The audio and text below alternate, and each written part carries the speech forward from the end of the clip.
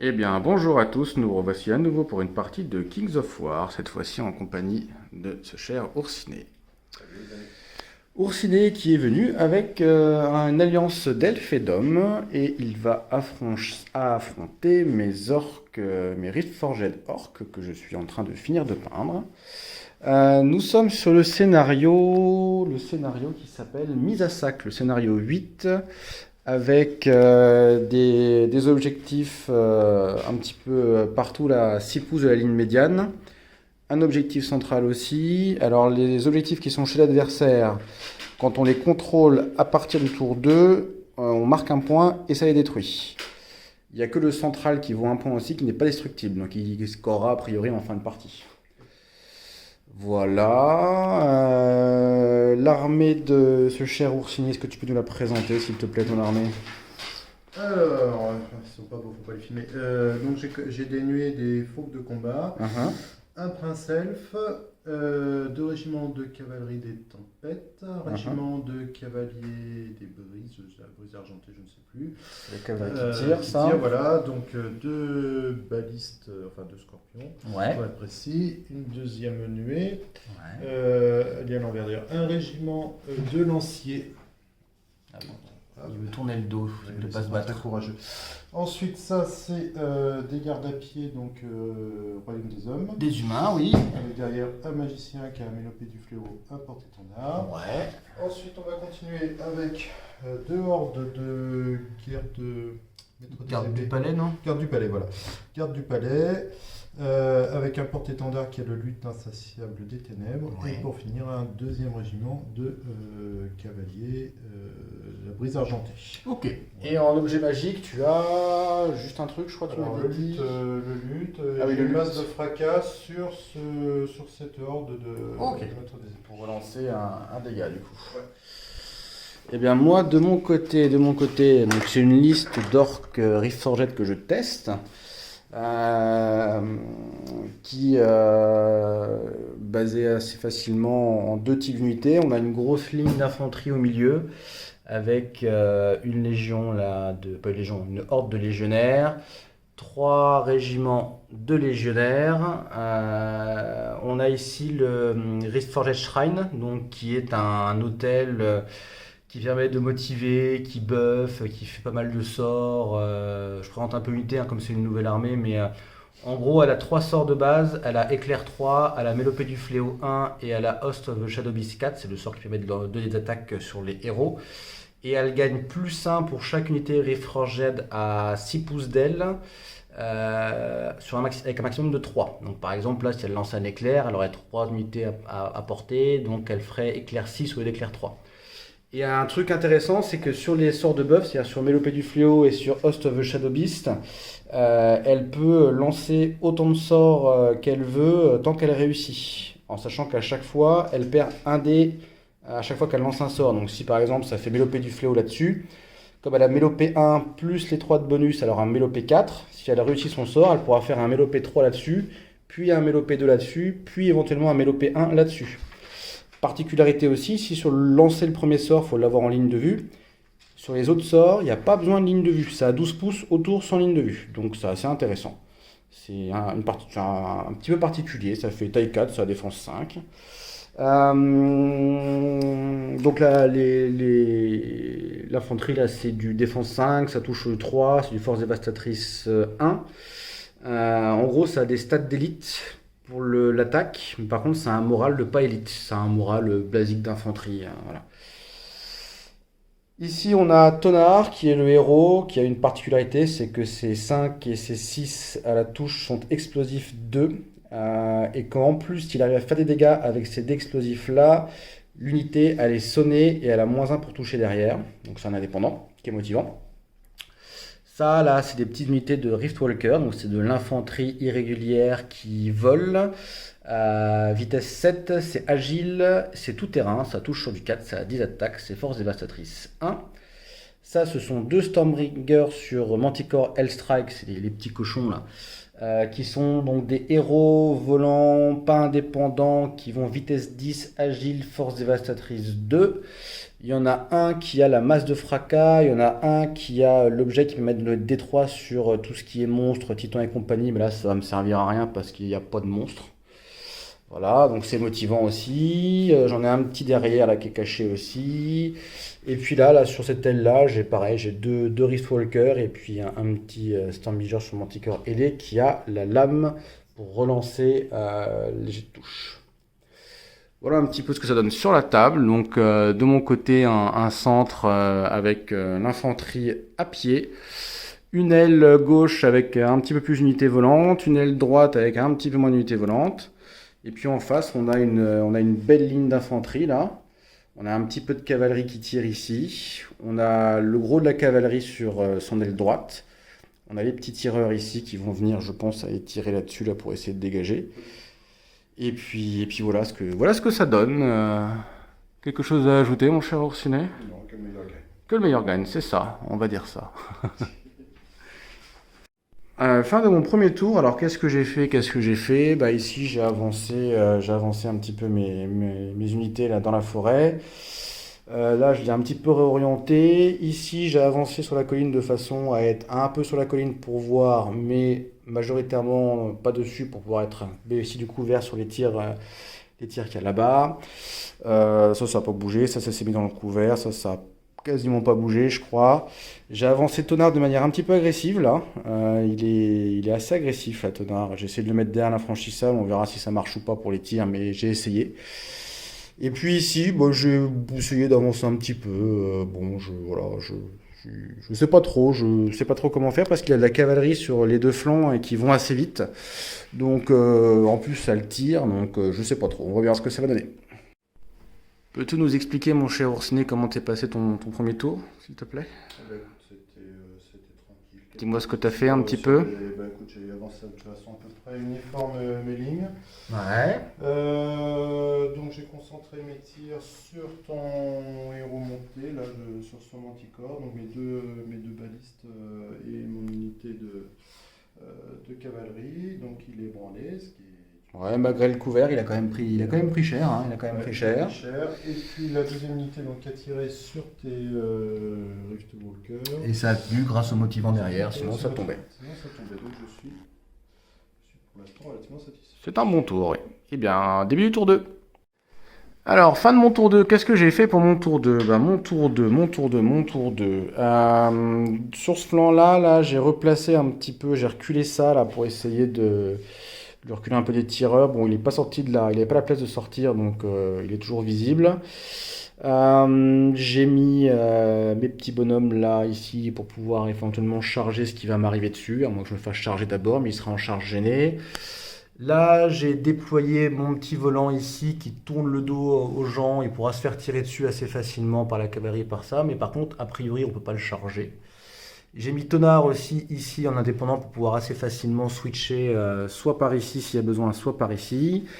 Là, ma ligne centrale, j'ai avancé ça en avant parce que faut bien que ça avance. Alors, ça va peut-être être un sacrifice, mais en tout cas, ça a avancé. Puis après, il y a le reste derrière là qui est prêt à faire des choses. J'ai fait ici là, une petite charge de flanc là-dessus.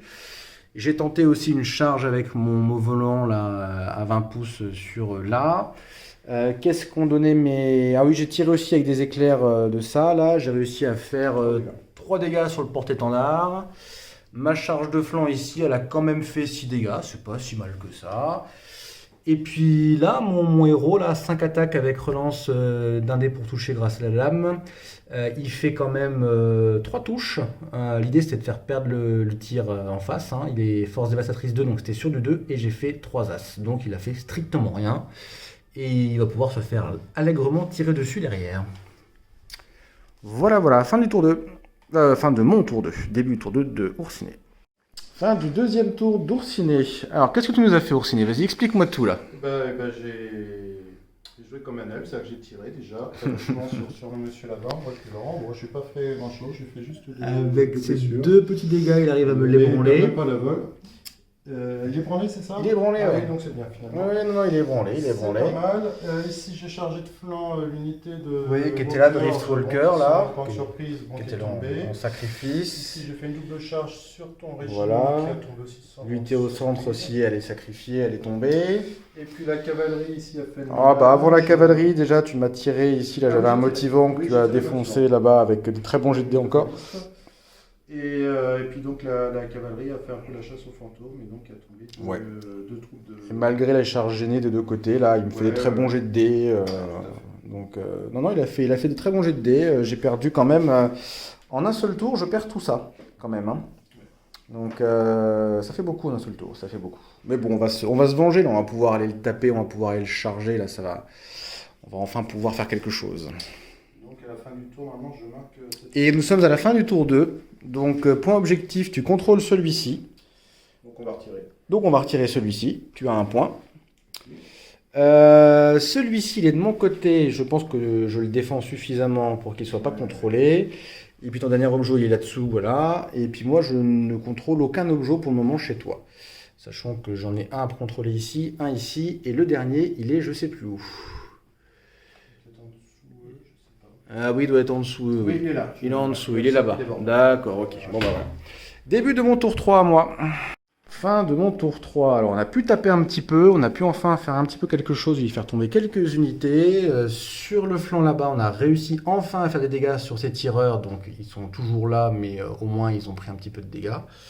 Donc, ils vont pas pouvoir tirer. Et ça, c'est déjà bien. Ici, au centre, on a fait tomber sa horde et on a fait tomber son petit régiment. Puis, on s'est réorienté de façon à se préparer à recevoir la suite.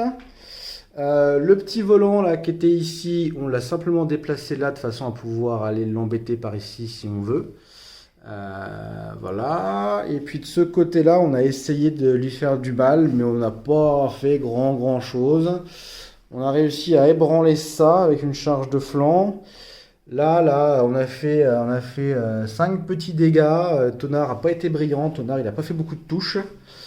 Et du coup, pas beaucoup d'explosions, mais au moins il a réussi à stun, parce qu'il a une règle spéciale si jamais il fait les dégâts avec ses explosifs, c'est des 5 et 6 explosifs, ce qui a été le cas. Il a stun l'armée, enfin l'unité qui est là, donc elle aura -1 pour toucher au tour d'après. Voilà, on a un peu dégagé le centre. Bon, on a un flanc là qui est mal barré quand même, hein. Mais on a un centre où ça se passe pas trop mal. Puis après, il faut voir le flanc là-bas, ce que ça va donner. Et puis niveau objo, je score rien du tout pour le moment. Toujours pas. Fin du tour, on est au tour 4 je crois. Tour 4, j'ai pas tourné. Fin du tour 4 d'Oursinet. Alors Oursinet, bah, il a fait pas mal de trucs. Il a réussi à me faire tomber au corps à corps à mon unité ici. Ici, le régiment est tombé aussi assez facilement. Au tir, il m'a fait un tout petit peu de dégâts là. Et puis ici, par contre, c'est moins de réussite. Il me fait un dégât là-dessus, ça bouge pas. Il me fait un dégât là-dessus et ça bouge pas. Et puis maintenant, on va voir pour le scoring. Alors pour le scoring, moi de ce que je vois, tu me dis si t'es d'accord, mais je pense que celui-ci, il est contesté par là, mais j'ai pas assez de puissance d'unité, donc tu dois l'obtenir. Ouais, je pense. Ouais, donc ça te fait un deuxième point. Tiens. Ce qui fait que bah, il me reste moi pas grand-chose sur la table là, donc va falloir que je trouve des solutions rapidement. Alors, fin de mon tour 5, bah c'est pas si mal, mais ça va pas m'aider sur les points, ça va être compliqué sur les points. Ici, j'ai fait tomber son régiment de cavalerie. Ici, j'ai ébranlé son régiment de cavalerie. Ici, Tonard s'est enfin réveillé. Il a fait en tout, grâce à ses explosions, je crois, 12 ou 13 touches et il a fait 11 dégâts ou un truc comme ça sur une cavalerie qui est ici qui est tombée. Là, on a essayé de taper un peu, mais bon, c'est pas suffisant, hein. On lui a fait 5 dégâts, mais après, c'était assez logique. L'idée, c'est d'après, avec la horde, d'essayer d'impacter, mais ça va être compliqué. Et puis là-bas, on a fait ce qu'on a pu, mais on n'a encore pas réussi à faire tomber cette cavalerie. J'ai fait un mauvais jet de morale. J'ai fait quand même 9 dégâts en tout. Il y a 9 dégâts plus le brutal. Ça n'a pas suffi à le faire tomber une fois de plus. Donc, ils vont m'avoir embêté toute la partie. Et puis en plus, niveau objectif, c'est assez compliqué pour moi parce que j'en ai un ici à prendre. Alors potentiellement avec la horde, c'est faisable, ça m'inquiète pas trop. Mais celui-ci que j'espérais pouvoir prendre là avec celui-ci, s'il n'y a pas de tour 7, je vois pas comment je vais aller le chercher. Donc bon, on va voir. On va voir. Et puis oui, j'ai rapatrié mon volant ici pour effectivement aller tenter d'avoir l'objet là Voilà, début tour 5 d'Oursinet. Fin du tour 5 d'Oursinet, donc qu'est-ce qu'il a réussi à faire? Il a réussi à me tomber là un petit régiment de Riftwalker. Ici, ça n'a pas bougé. Là-bas, il m'a fait quelques dégâts, mais c'est toujours en vie. Il m'a bien sûr fait tomber mon régiment ici. Et il a réorienté sa petite unité de là-bas là, qui traîne encore. Et puis là, il contrôle l'objet, donc il prend l'objet, ce qui fait 3 objectifs. Hop là. Donc on est début de mon tour 6, on est à 3 objectifs pour Oursinet, il a fait tous les objets.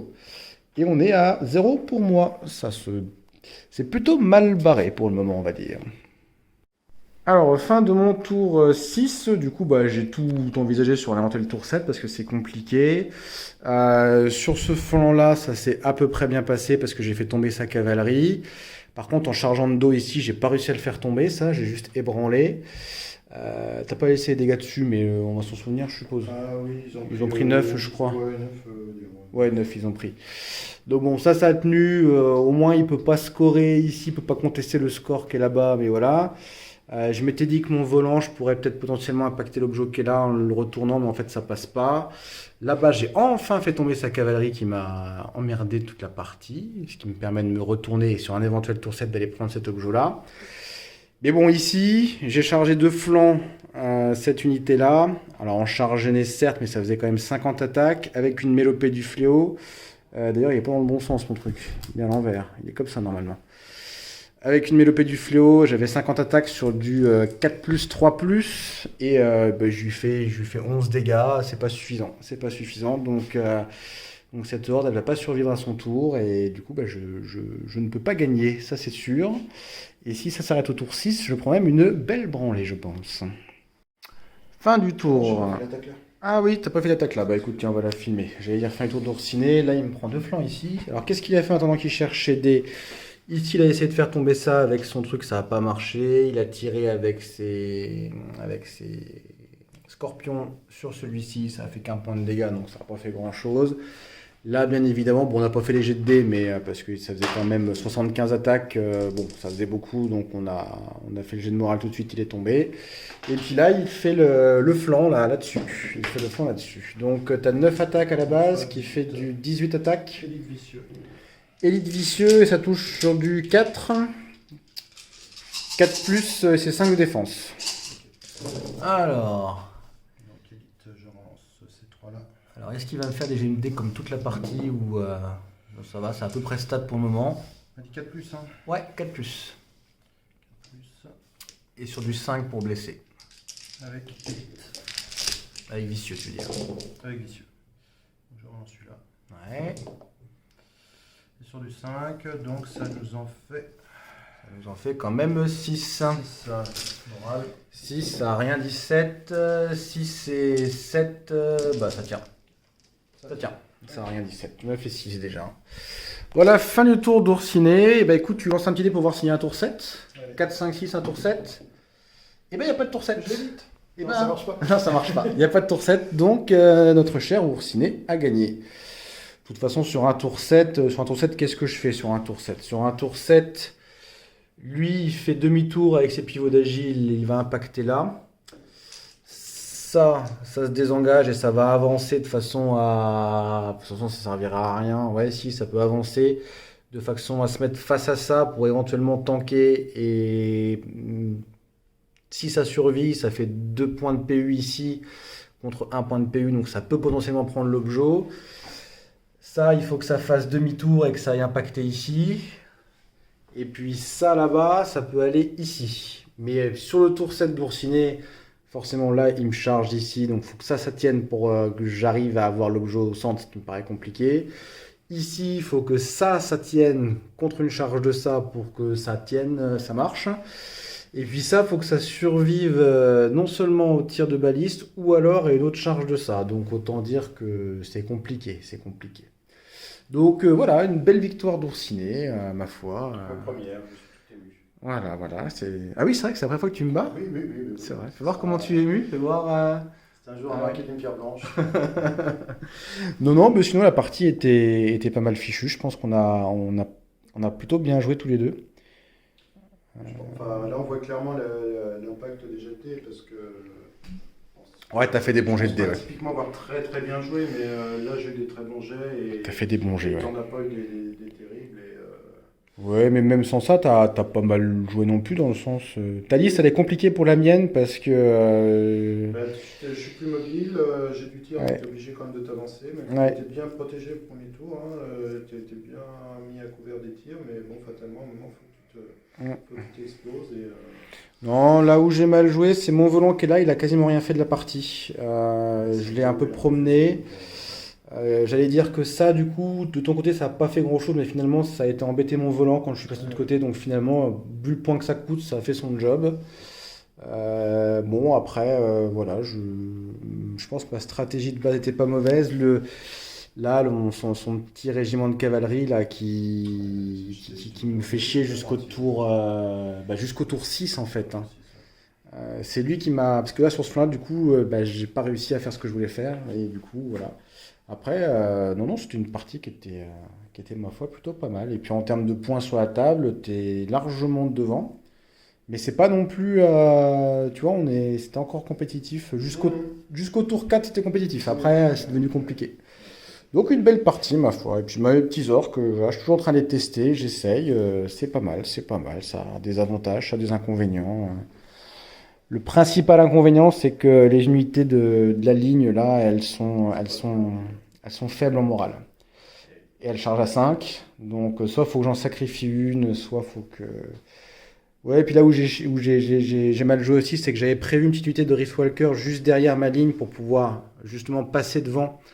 Et comme il chargeait à 6, l'obliger soit à me charger cette unité-là, enfin essayer de délayer un peu. Et puis j'ai oublié, et à la place, plutôt que d'envoyer les Riftwalkers, j'ai sacrifié un de mes régiments d'infanterie, ce qui n'était pas une bonne idée. J'aurais dû mettre un petit Riftwalker à la place et j'aurais eu plus d'impact après au centre. Mais ma foi, c'était une très très bonne partie. Très bonne partie, je confirme. Et ben, au plaisir, Et à merci pour bientôt. ton accueil, à très bientôt. Ouais, de rien, ciao ciao. Ciao.